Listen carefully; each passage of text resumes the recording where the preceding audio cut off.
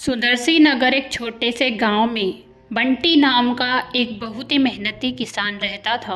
वहाँ अपनी पत्नी राधा के साथ रहा करता था। उसकी पत्नी राधा बहुत ही ईमानदार थी। जिस तरह बंटी बड़ी ही ईमानदारी के साथ काम करता था, राधा भी उसमें उसका साथ दिया करती थी। दोनों ही हंसी खुशी अपनी ज़िंदगी गुजार रहे थे। बंटी के पास एक छोटा सा खेत था, करीबन 2 बीघा का खेत था, जिससे ही वहाँ अपने घर का गुजारा किया करता था। लेकिन उसके किस्मत में पता नहीं क्या लिखा था, जो हर साल उसकी फसल खराब ही हो रही थी। इस साल बंटी बड़ी ही मेहनत और लगन से फसल उगाता है और फिर अपनी पत्नी से कहता है, राधा, मैंने इस साल फसल उगाने में काफ़ी ज़्यादा मेहनत की है। तुम्हें पता है मुझे फसल उगाने में कितना टाइम लगा है, और मुझे काफ़ी ज़्यादा उम्मीद है कि इस साल फसल अच्छी होगी। हर साल की तरह इस साल हमारी फसल नहीं बिगड़ेगी। हाँ, शायद आप सही कह रहे हो। इस साल तो मुझे भी काफ़ी ज़्यादा उम्मीद है कि हमारी फसल अच्छी ही उगेगी। दोनों पति पत्नी काफ़ी ज़्यादा खुश थे, क्योंकि उन्हें उम्मीद थी कि इस साल फसल अच्छी उगने वाली है। अब बंटी दिन रात मेहनत किया करता था ताकि उसकी फसल अच्छी उगे, लेकिन अचानक से बारिश ना होने के कारण उसकी फसल खराब हो जाती है। फिर वह अपनी पत्नी के पास आता है, राधा, हर साल की तरह इस साल भी हमारी उम्मीद झूठी निकली। तुम्हें पता है मैंने कितनी उम्मीद की थी कि इस साल हमारी फसल अच्छी निकलेगी, लेकिन बारिश ना होने के कारण फिर से फसल बर्बाद हो गई। अब हम क्या करेंगे, कैसे हमारा गुजारा करेंगे? हाँ बंटी जी, आप सही कह रहे हो। हमने कितनी उम्मीद की थी कि फसल अच्छी निकलेगी, लेकिन पता नहीं भगवान भी हमारे साथ क्या खेल खेल रहे हैं। आखिर वो हमें फसल अच्छी क्यों नहीं दे रहे, ये तो मुझे भी समझ नहीं आ रहा। लेकिन आप हिम्मत मत हारिए। हर साल की तरह फिर से इस साल भी अच्छे से मेहनत कीजिए ताकि हमारी फसल अच्छी उग सके। वो तो है राधा, लेकिन मेरे पास तो इतने पैसे ही नहीं हैं कि मैं फसल उगाऊं। तुम्हें तो पता ही है, हर साल फसल खराब होती है, जिससे हमारा घर का गुजारा ही बड़ी मुश्किल से चल पाता है। तो इसमें अब मैं फसल उगाऊं तो उगाऊं कैसे? तुम ही बताओ मैं क्या करूं? राधा कुछ देर सोचती है और फिर अपने पति से कहती है, क्यों ना हम सेठ जी के पास जाएं और उनसे कह दें, अगर सेठ जी हमारी मदद कर देंगे तो शायद काम बन जाएगा। यहाँ बात सुनकर बंटी खुश हो जाता और कहता है, तुम बिल्कुल सही कह रही हो। मैं इस साल और भी अच्छे से मेहनत करूँगा। सेठ जी से कर्जा ले लेता हूँ। अगर सेठ जी मुझे कर्जा दे देंगे तो फसल होते ही उनका कर्जा चुकता कर दूंगा। बंटी सेठ जी के पास जाता और कहता है, सेठ जी, मुझे कर्जा चाहिए। आपको तो पता ही है गांव में क्या हाल चल रहा है। हर साल की तरह मेरी फसल इस साल भी बर्बाद हो गई, लेकिन मुझे उम्मीद है कि इस साल मैं काफ़ी ज़्यादा मेहनत करूंगा, जिससे कि फसल अच्छी हो जाएगी। फिर मैं आपका कर्जा भी चुकता कर दूंगा। प्लीज़ आप मुझे कैसे भी करके कुछ पैसे उधार दे दीजिए। यहाँ बात सुनकर सेठ उससे कहता है, मैं तुम्हें उधार तो चुकता दे दूँ, लेकिन अगर तुमने मेरे पैसे उधार से नहीं दिए तो फिर मैं क्या करूँगा? इसके लिए तुम्हें एक शर्त माननी होगी, तभी जाकर मैं तुम्हें कर्ज दे सकता हूँ। यहाँ बात सुनकर बंटी हैरान था, लेकिन फिर भी उसे कर्ज की ज़रूरत थी, इसलिए वहाँ सेठ जी से कहता है, ठीक है सेठ जी, आपकी जो भी शर्त होगी मुझे मंजूर है। कहिए क्या शर्त है आपकी? अगर तुमसे कर्जा चुकता ना हुआ तो फिर तुम्हें मेरे यहाँ पर काम पर लगना पड़ेगा, और वो भी 2 साल तक। अगर तुमने हाँ कर दी तो फिर मैं तुम्हें कर्ज देने के लिए तैयार हूँ। यहाँ बात सुनकर बंटी खुश हो जाता और कहता है, सेठ जी, अगर आपकी यही शर्त है तो मुझे मंजूर है। वहाँ शर्त मांगकर अपने घर जाता और कहता है, देखो राधा, आज तो मुझे सेठ जी ने पैसे दे दिए हैं, लेकिन उनकी शर्त है कि अगर मैंने पैसे चुकता नहीं किए तो वो मुझे अपने काम पर रख लेंगे। ये तो बड़ी ही अच्छी बात है। अगर ऐसा हुआ तो हम सेठ जी के यहाँ पर काम कर लेंगे, उसमें कोई दिक्कत की बात नहीं है। उसकी पत्नी राधा भी उसकी शर्त मान लेती है। ऐसे ही कई समय बीतता चला जाता है। बंटी फिर से मेहनत करता है ताकि इस बार भी उसकी फसल अच्छी हो, और वहाँ मेहनत करे ही जाता है। हर रोज़ वहाँ खेतों पर जाता है और मेहनत करता है। ऐसे ही कुछ समय बीतता है कि फसल आने की बारी आती है। राधा, इस बार तो हमारी फसल बहुत ही अच्छी हो रही है।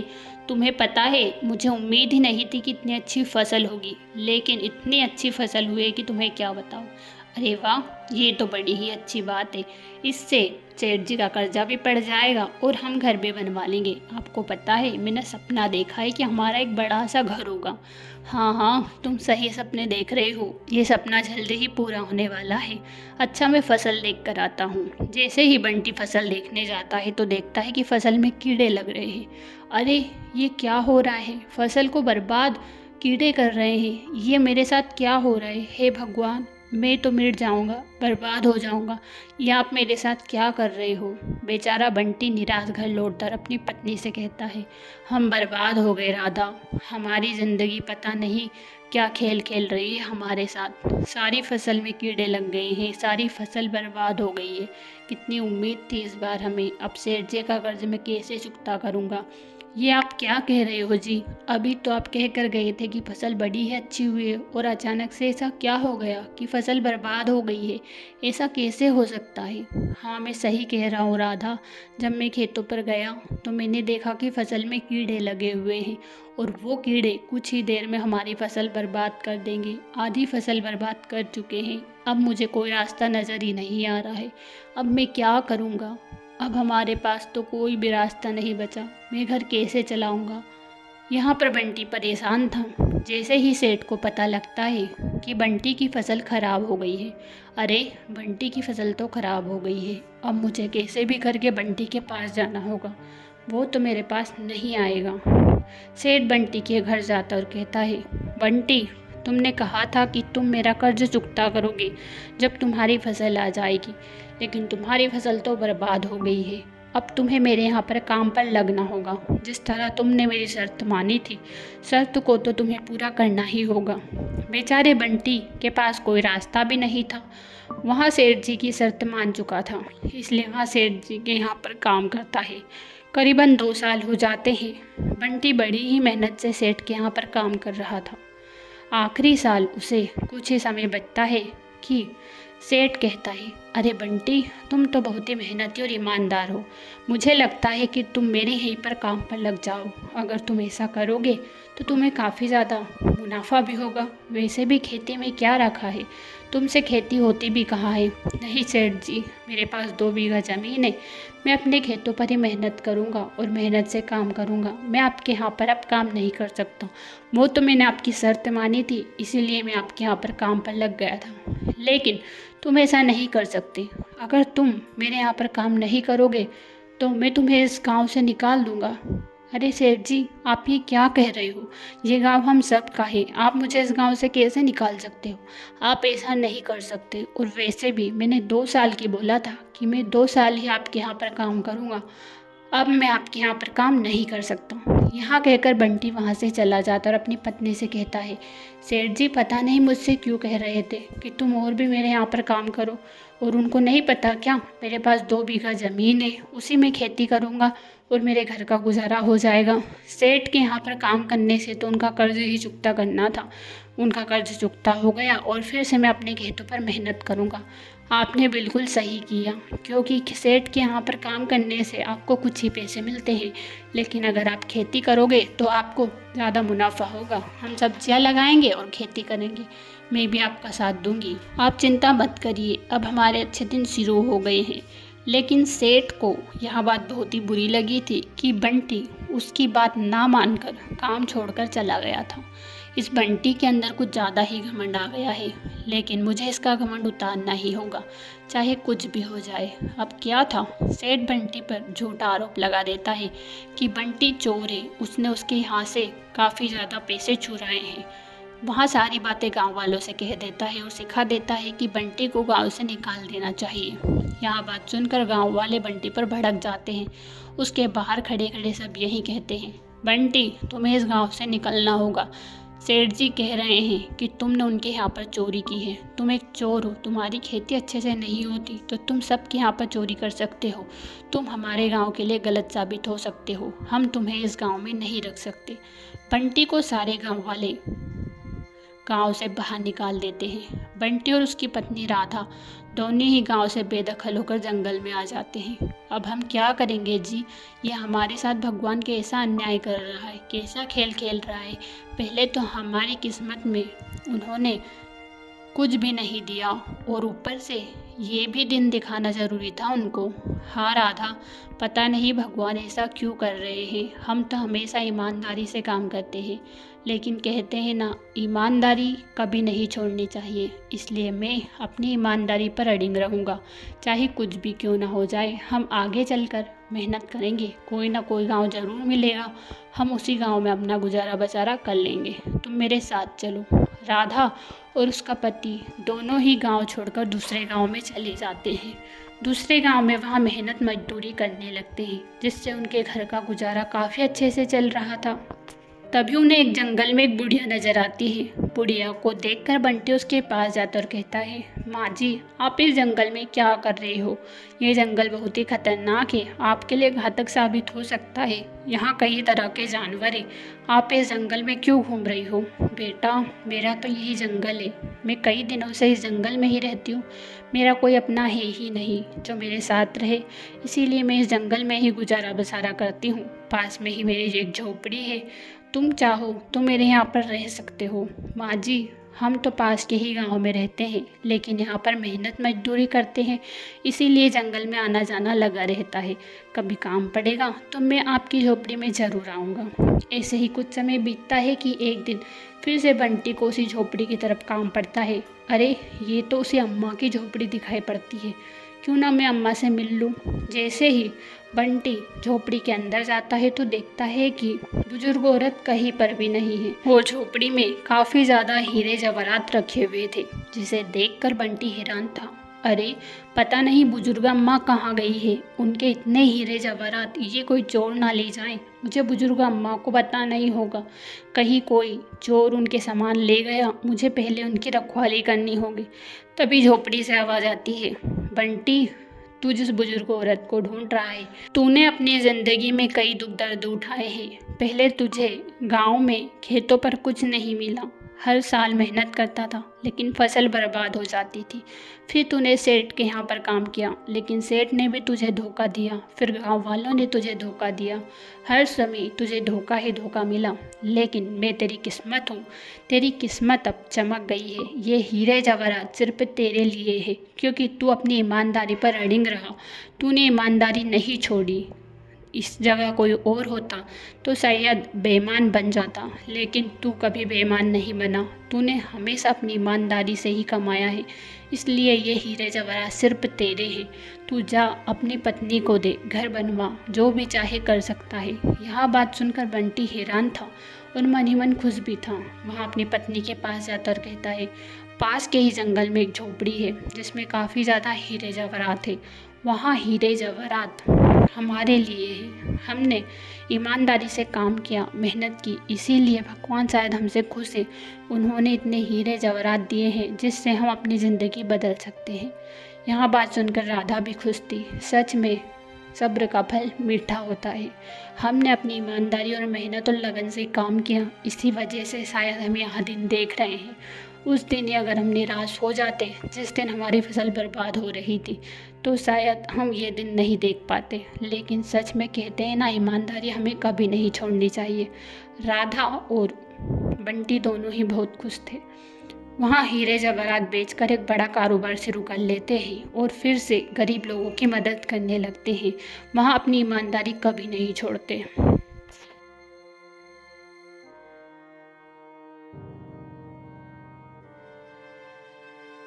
रवि और अंशु की शादी को 1 सप्ताह हो चुका था। अंशु अपनी सास के साथ काफ़ी ज़्यादा खुश रहा करती थी। यहाँ देखकर रवि भी काफ़ी ज़्यादा खुश था। अरे वाह, लोग तो मुझे ऐसे ही बेवकूफ़ बनाते हैं। कहते हैं कि सास और बहू के बीच पति पिस जाता है, लेकिन ऐसा कुछ भी नहीं है। मेरी पत्नी और मेरी माँ दोनों ही बेहद ज़्यादा समझदार है। लेकिन अब रवि को कौन समझाए, ये शुरुआती दिनों का ही प्यार है। एक दिन की बात है जब ऑफिस में उसका दोस्त पूछता है, क्या हाल चाल है रवि, तेरी तो शादी भी हो चुकी है, अब तो तेरी मौज ही मौज है। लेकिन सजा भी है, क्योंकि पत्नी और सास के बीच तो पति पिस ही जाता है बेचारा। तेरे घर के क्या हाल है? अरे, लोग तो ऐसे ही बेवकूफ़ बनाते हैं, तुझे पता नहीं है, मेरी माँ भी समझदार है और मेरी पत्नी भी समझदार है। दोनों माँ बेटियों की तरह ही रहती है। तुम्हें पता है, मुझे तो थोड़ा सा भी दिक्कत नहीं होता। उन दोनों को देखकर, क्योंकि उन दोनों की जितनी पटती है उतनी तो हम दोनों पति पत्नियों की नहीं पटती। यह बात सुनकर उसका दोस्त भी हैरान था। अरे वाह रवि, तू तो बहुत ही ज़्यादा किस्मत वाला है, ऐसा तो किसी के साथ नहीं होता। तेरे साथ ही ऐसा सुनने को मिल रहा है। चलो अच्छी बात है, इंजॉय कर लाइफ को। जैसे ही रवि घर जाता है तो वहाँ महासंग्राम देखता है। अरे रवि बेटा, आना, देख तेरी बहू। मैंने इसे कितना लाड़ प्यार किया, लेकिन आज अपनी बहन से कह रही थी कि मेरी माँ जी काम में मेरी मदद नहीं करवाती। अब तू ही बता बेटा, मैंने तेरी शादी क्यों की? ताकि मैं कुछ काम ना करूं। अब ये कहना चाहती है कि मैं काम करूं। मुझसे काम होता है क्या इस उम्र में? तू ही समझा ना इसे। अरे रवि जी, आप माँ जी को समझा दीजिए ना, मैंने कोई गलत कहा का? मेरी बहन कह रही थी कि उसकी सास तो उसकी काफ़ी मदद करवाती है काम में, दिन भर मैं लगी रहती हूँ, लेकिन माँ जी वो है कि सोफे पर से हिलती भी नहीं है। अब इतना भी थोड़ी ही चलता है रवि जी, आप खुद ही समझाइए ना।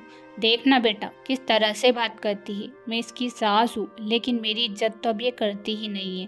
पहले तो बड़ी माजी किया करती थी, लेकिन आज पता नहीं इसे क्या हो गया है, कौन सा बुखार चढ़ गया है।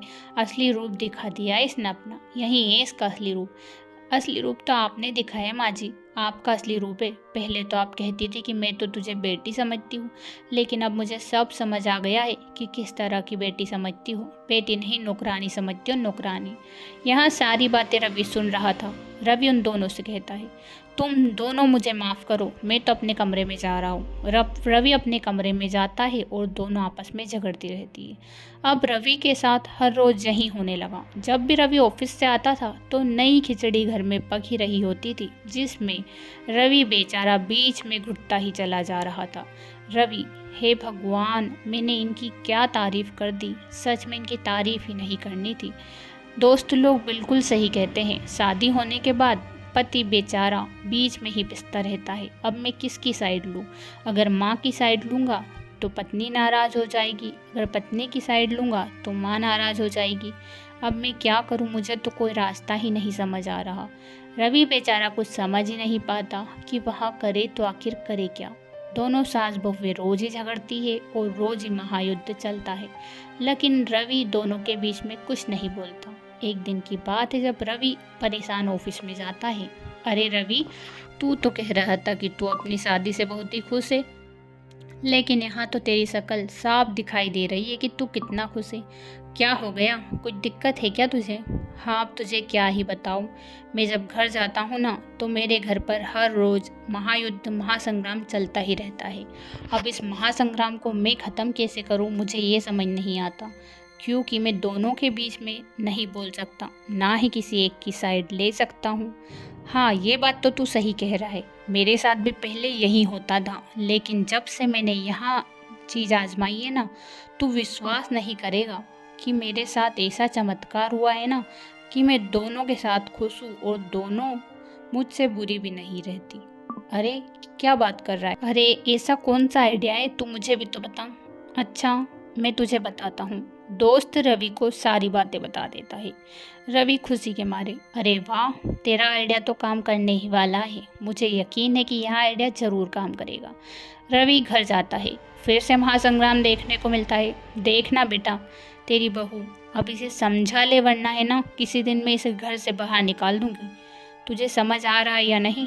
तू बोलता भी नहीं है, मुझे तो लगता है तू इसी की तरफदारी करने में जुटा हुआ है। मेरी तो कुछ सुनता ही नहीं है। कभी कभी तो मुझे लगता है कि इसने तुझ पर काला जादू कर दिया है। माँ, आप 1 मिनट रुको। अंशु, तुम मेरे कमरे में चलो। रवि अपनी पत्नी को अपने कमरे में ले जाता है और उससे कहता है, मैं तुम पर जोर जोर से चिल्लाऊंगा, लेकिन हाँ, मैं सिर्फ माँ को दिखाने के लिए, ना कि तुम्हें डांटूंगा। रवि अपनी माँ को सुनाने के लिए अपनी पत्नी पर जोर जोर से चिल्लाता है। तुम्हें समझ नहीं आता क्या? मेरी माँ बूढ़ी हो चली है। तुम थोड़ा बहुत काम कर भी लोगी तो क्या हो जाएगा? मेरी माँ से इतना काम नहीं होता। तुम्हें समझ आया या नहीं? यहाँ बात सुनकर उसकी माँ खुश हो जाती है। अरे वाह, मेरा बेटा तो मेरी तारीफ ही है। आज तो बहू की अच्छी खासी डांट पड़ गई, अब मुझे इसे चिल्लाने की कोई ज़रूरत भी नहीं पड़ेगी। और यहाँ सुनकर उसकी पत्नी सोचती है, अरे वाह, इनने तो मेरी साइड ली, अब तो माँ जी से काम की भी नहीं करूँगी, मैं ही कर लूँगी, उसमें क्या है। अब अंशु अपना काम खुद कर लेती है और सास भी उससे कुछ नहीं कहती, क्योंकि अब रवि ऐसे ही करता था। जब भी सास कोई बात कहती थी तो वह अपनी पत्नी को सास के सामने डांट देता था और उसे कमरे में आराम से समझा देता था, जिससे दोनों ही खुश हो जाती थी और रवि की ज़िंदगी भी अच्छी खासी चल रही थी।